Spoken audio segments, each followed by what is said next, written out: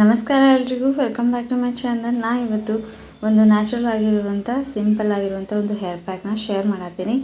ಇವಾಗ ಇದನ್ನು ಮಾಡೋಕ್ಕೆ ನಾ ಇಲ್ಲಿ ಆಲ್ರೆಡಿ ಎಲ್ಲನೂ ರೆಡಿ ಮಾಡಿ ಇಟ್ಕೊಂಡಿನಿ. ಇವಾಗ ಇದಕ್ಕೆ ನಾ ಇಲ್ಲಿ ಒಂದು 8ರಿಂದ 10 ನಾ ಇಲ್ಲಿ ಸೋಪ್ ನಟ್ ಅಂದರೆ ರೀಟಾನ ತೊಗೊಂಡಿನಿ. ಇದು ನಿಮ್ಮ ಹೇರ್ ಲೆಂತ್ ಎಷ್ಟಿರ್ತದೆ ಅದನ್ನು ನೋಡಿ ತೊಗೋಬೇಕು. ಇದ್ರೊಳಗೆ ಇರುವಂಥ ಸೀಡ್ನ ನಾವು ತೆಗೆದಿಟ್ಕೋಬೇಕು. ಈ ರೀತಿ ನೆನೆಸಿದ ಮ್ಯಾಗ ಅದು ಈಸಿಯಾಗಿ ರಿಮೂವ್ ಆಗ್ತೈತಿ. ಈ ರೀತಿ ನೆನೆಸಿಟ್ಕೊಂಡ್ಮೇಲೆ ಅದರೊಳಗಿರುವಂಥ ಈ ರೀತಿ ಸೀಡನ್ನ ತೆಗೆದು ಇಟ್ಕೋಬೇಕು. ಇವಾಗ ಅದಕ್ಕೆ ನೆನೆಸಿಟ್ಕೊಂಡಿರುವಂಥ ಸೀಗೆಕಾಯಿ, ಒಣಗಿರುವಂಥ ರೋಸ್ ಪೆಟಲ್ಸ್ ತೊಗೊಂಡಿನಿ. ನೀವು ಇದಕ್ಕೆ ಬೇಕಿದ್ರೆ ನೀವು ಫ್ರೆಶ್ ಆಗಿರುವಂಥ ಫ್ಲವರ್ಸನ್ನು ಯೂಸ್ ಮಾಡಬಹುದು. ಆಮೇಲೆ ನಾ ಇಲ್ಲಿ ಒಂದು 4ರಿಂದ 5ರಷ್ಟು ದಾಸವಾಳದ ಹೂವು, ಸ್ವಲ್ಪ ನಾ ಇಲ್ಲಿ ಬೇವಿನ ಎಲೆ ತೊಗೊಂಡಿನಿ. ಅದಾದಮೇಲೆ ಒಣಗಿರುವಂಥ ದಾಸವಾಳದ ಹೂವು ತೊಗೊಂಡಿವಿ. ಆಮೇಲೆ ಸ್ವಲ್ಪ ಅಲೋವೆರಾ, ಸ್ವಲ್ಪ ಕರಿಬೇವು, ಅದಾದಮೇಲೆ ಸ್ವಲ್ಪ ನಾ ಇಲ್ಲಿ ನೆನೆಸಿಟ್ಕೊಂಡಿರುವಂಥ ಬೆಟ್ಟದ ನೆಲ್ಲಿಕಾಯಿನ ತೊಗೊಂಡಿನಿ. ಅದಾದಮೇಲೆ 1-2 ಸ್ಪೂನಷ್ಟು ಹೆಸರು ಕಾಳನ್ನ ತೊಗೊಂಡಿವಿ. ಇವೆಲ್ಲವೂ ಅಷ್ಟೇ ನಮ್ಮ ಸ್ಕ್ಯಾಲ್ಪ್ ಆಗಿರ್ಬೋದು, ನಮ್ಮ ಹೇರ್ ಗ್ರೋತ್ಗಾಗಿರ್ಬೋದು ಎಲ್ಲದಕ್ಕೂ ಹೆಲ್ಪ್ ಮಾಡ್ತೈತಿ. ಇದನ್ನು ನೀವು ಬೇಕಿದ್ರೆ ಒಂದು ಸ್ವಲ್ಪ ಆಯಿಲಿಂಗ್ ಮಾಡಿದ್ರಿ ಅಂದರೆ ಅದಾದಮೇಲೆ ಇದನ್ನು ಯೂಸ್ ಮಾಡ್ಬೋದು. ಇಲ್ಲಾಂದರೆ ನೀವು ಡೈರೆಕ್ಟಾಗಿ ಹಾಗೇನೂ ಯೂಸ್ ಮಾಡ್ಬೋದು.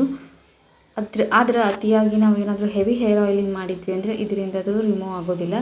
ಇದನ್ನು ನೀವು 2 ಸತಿ ಆದರೂ ಯೂಸ್ ಮಾಡಬೇಕಾಗ್ತೈತಿ. ಇವಾಗ ಇದನ್ನು ನಾವು ಒಂದು ಮಿಕ್ಸರ್ ಜಾರ್ಗೆ ಮೊದಲಿಗೆ ನಾ ಇಲ್ಲಿ ಅಂಟ್ವಾಳದ ಕಾಯಿನ ಹಾಕ್ಕೊಳತ್ತೀನಿ. ಇದನ್ನು ನೀವು ನಿಮ್ಮ ಹೇರ್ ಲೆಂತ್ ಎಷ್ಟಿರ್ತೈತಿ ಅದನ್ನು ನೋಡಿ ನೀವು ತೊಗೋಬೇಕು. ಇವಾಗ ಇದಕ್ಕೆ ಸೀಗೆಕಾಯಿ, ಅದಾದಮೇಲೆ ನಾವು ಇಟ್ಕೊಂಡಿರುವಂಥ ಹೆಸರು ಕಾಳನ್ನ ಹಾಕೋದ್ರಿಂದ ಅದು ನಾವು ಮಾಡಿರುವಂಥ ಹೇರ್ ಪ್ಯಾಕಿಗೆ ಒಂದು ಥಿಕ್ನೆಸ್ ಬರ್ತೈತಿ. ಅದಾದಮೇಲೆ ಇದಕ್ಕೆ ನಾವು ಬೆಟ್ಟದ ನೆಲ್ಲಿಕಾಯಿ, ಕರಿಬೇವು, ದಾಸವಾಳದ ಎಲೆ, ಆಮೇಲೆ ಬೇವಿನ ಎಲೆ, ಕರಿಬೇವು, ಅಲೋವೆರಾ ಇದನ್ನೆಲ್ಲನೂ ಹಾಕಿ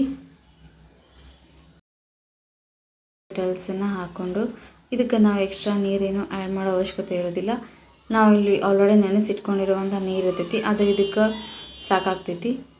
ನೀವು ಸೋಪ್ ನಟ್, ಸೀಗೆಕಾಯಿ, ಆಮೇಲೆ ಬೆಟ್ಟದ ನೆಲ್ಲಿಕಾಯಿನ ಓವರ್ ನೈಟ್ ಕೂಡ ಸೋಪ್ ಮಾಡ್ಬೋದು. ಇಲ್ಲಾಂದರೆ ಟೈಮ್ ಇಲ್ಲ ಅಂತಂದರೆ 2-3 ಅವರ್ಸ್ ಆದರೂ ಅದನ್ನು ನೆನೆಸಿಟ್ಕೋಬೇಕು.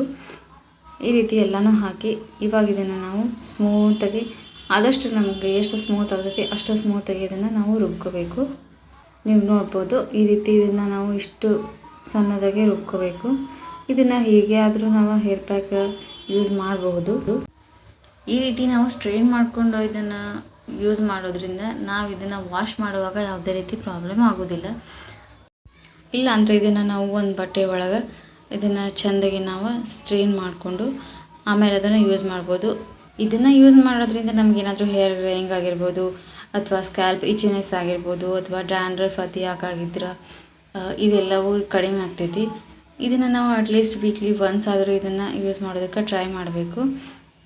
ಇವಾಗ ಇದನ್ನು ನಾನು ಇಲ್ಲಿ ಕಂಪ್ಲೀಟಾಗಿ ಈ ರೀತಿ ಸ್ಟ್ರೈನ್ ಮಾಡಿ ಇಟ್ಕೊಂಡಿನಿ. ಇವಾಗ ಇದನ್ನು ಹೇರ್ಗೆ ನಾನು ಇಲ್ಲಿ ರೂಟ್ ಟು ಟಿಪ್ವರೆಗೂ ಇದನ್ನು ಹಚ್ಕೊಂಡು ನಾವು ಅಟ್ಲೀಸ್ಟ್ ಇದನ್ನು 1 to 2 hours ಆದರೂ ಬಿಡಬೇಕು. ನೀವೇನಾದರೂ ಆಯಿಲಿಂಗ್ ಮಾಡಿ ಇದನ್ನು ಯೂಸ್ ಮಾಡ್ತೀರಿ ಅನ್ನೋ ಹಾಗಿದ್ರೆ 2ರಿಂದ 3 ಗಂಟೆ ಆದರೂ ಬಿಟ್ಟರೆ ಆಯಿಲ್ ಪೂರ್ತಿ ರಿಮೂವ್ ಆಗ್ತೈತಿ. ಬಟ್ ನೀವು ಭಾಳ ಹೆವಿ ಹೇರ್ ಆಯಿಲಿಂಗ್ ಮಾಡಿದರೆ ಇದಕ್ಕೆ ಆಯಿಲ್ ಹೋಗೋದಿಲ್ಲ. ಇದನ್ನು ಅಟ್ಲೀಸ್ಟ್ ನೀವು 2 ಸತಿ ಆದರೂ ಯೂಸ್ ಮಾಡಬೇಕಾಗ್ತೈತಿ. ಸ್ವಲ್ಪ ಆಯಿಲಿಂಗ್ ಮಾಡಿದ್ರಿ ಅಂದರೆ ಇದ್ರದ್ದು ಹೇರ್ ಒಳಗೆ ಆಯಿಲೆಲ್ಲ ರಿಮೂವ್ ಆಗ್ತೈತಿ.